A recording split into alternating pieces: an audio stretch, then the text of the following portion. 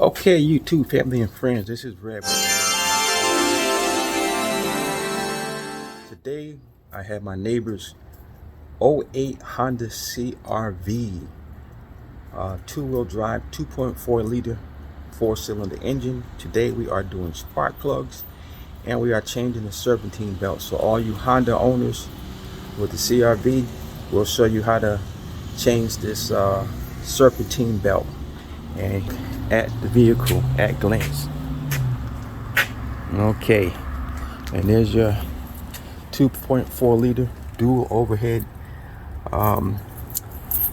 cam engine, and here 1, 2, 3, 4, these are where your spark plugs are underneath here. So you get a 10 millimeter, loosen these up. These two here are contacted with the coils, the top of the coil that hold the coil bolts in. So, and up under it is a long stud, so be careful when you take those out. And we're going to do the spark plugs first, and we'll be right back. Now, I always recommend the OME spark plugs, or most parts when I do spark plug change. These are the NGK Iridium spark plugs, and you see this little plastic coating around it. That means it's pre-gap. Whenever you see these things on here, they're pre-gap, and the gap is at 0.44 thousandths of an inch. That's the gap on these Iridium plugs, and these are the best plugs that you can get for these Hondas. And they're generally probably about an 80-90,000 mile plug, maybe a 100,000 mile plug, but I think 80 might be more sufficient because it's not hard to really change the plugs on these things. But you can get a gap tool and just make sure it's gapped at 44 thousandths, which we'll show you how to do that. So use it, and then you can loosen it up. That's what those look like. And then these are the ones that are attached to the coil underneath. So this is going to come up together with that. So I kind of work on both of these at the same time.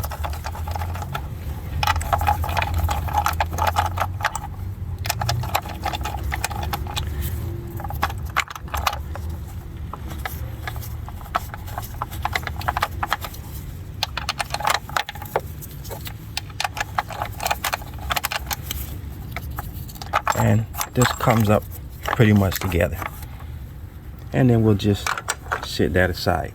Now here's your coils right here, and like I said, those two right there and right there were the bolts that came off with the cover, and these are also 10 millimeters. Now I'm going to take this coil out, and then we'll release that plug because I don't have enough room to take that plug loose. But first I'm going to get some condensed air and blow the dirt out from around here. You remember in one video I had the wrong spark plug. They gave me the wrong number.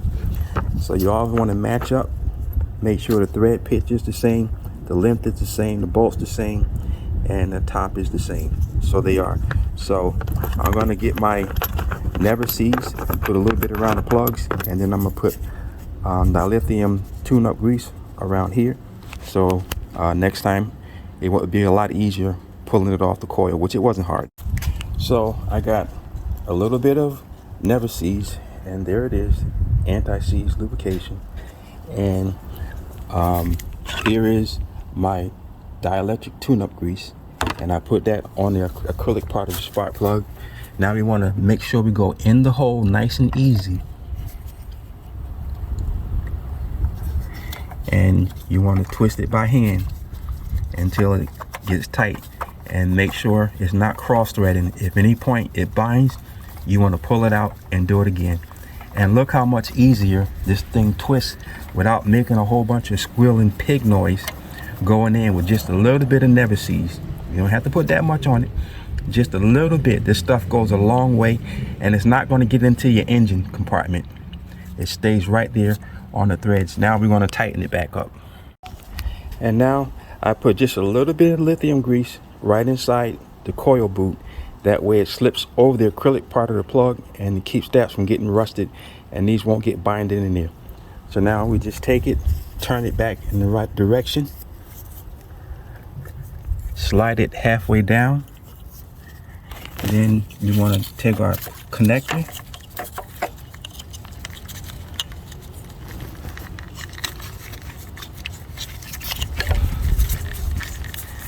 Get it down to the same size.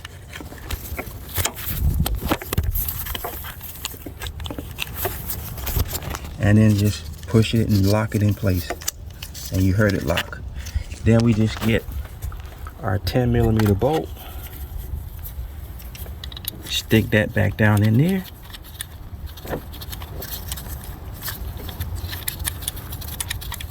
And we just do that with the remaining 3 spark plugs, and then we'll come back when we're doing the serpentine belt. So that completes the tune-up part of it, and the number 2 and the number 4 coil gets the studs that holds down the cap, and the other 2 studs goes in the back there. So these 2 are connected into the coil, and I believe these are about 105 inch-pounds. And I think these bolts are like 102 inch-pounds or whatever. But when you've been doing this for a while, you notice how hard it is to loosen it with your wrist, and then you tighten it that much with your wrist. And then the spark plugs, I think, is 13 foot-pounds.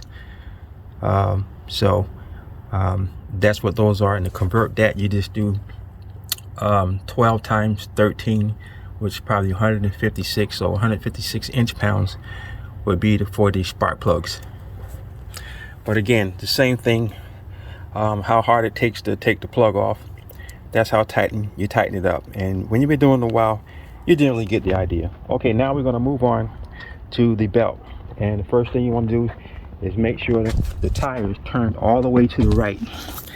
And then right inside there, you see that right there. That is one of the push pins for the bumper cover, and then your other one is right there. You pull those push pins out, get a push pin pull or screwdriver, and just lift up on this piece, and then that will pull out, and this cover will come down, and you'll see the crank, and you'll see the AC pulley, the compressor pulley, on that bottom side right there.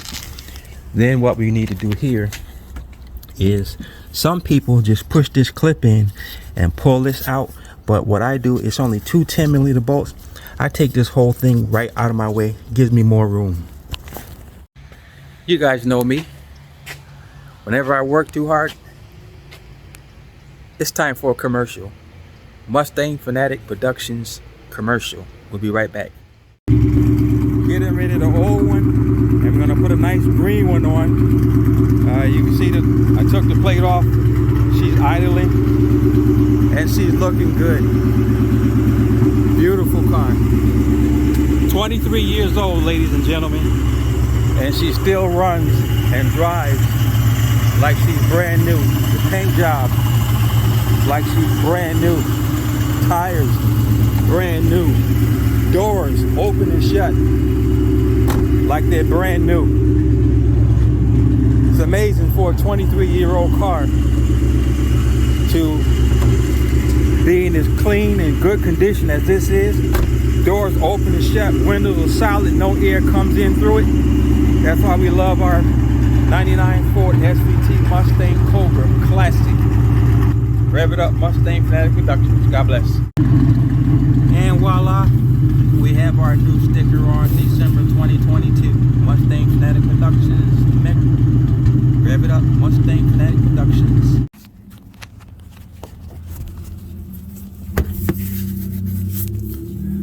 So, the push pin tool, you want to slide up.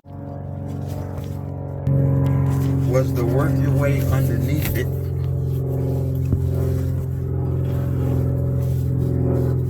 Like so.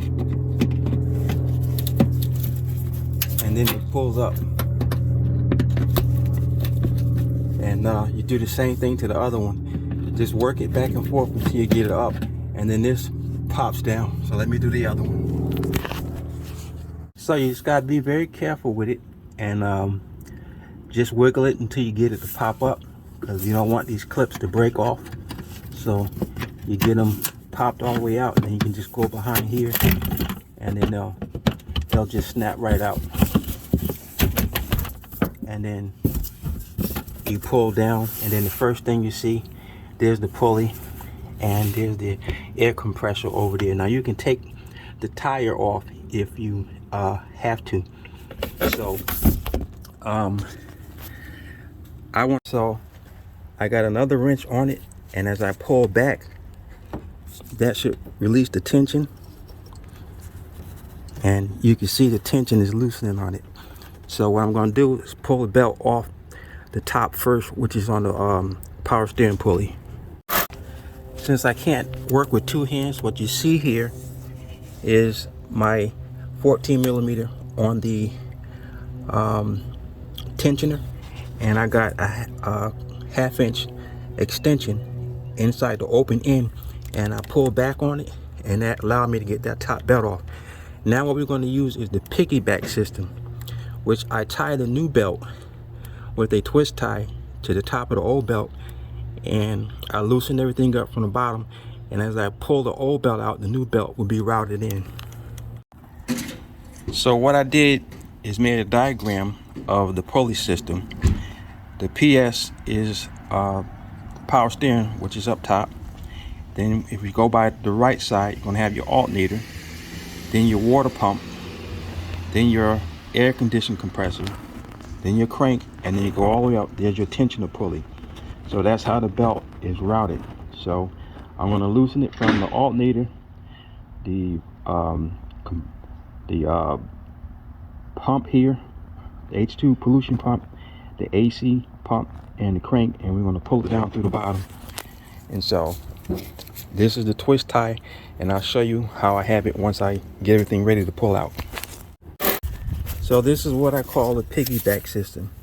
So I got the new belt twist tied to the old belt, and I'm going to loosen all the belts from the accessories around the bottom and pull it out through the bottom. And as I pull down on the belt, the old belt, the new belt should come down, and then we can just line everything up.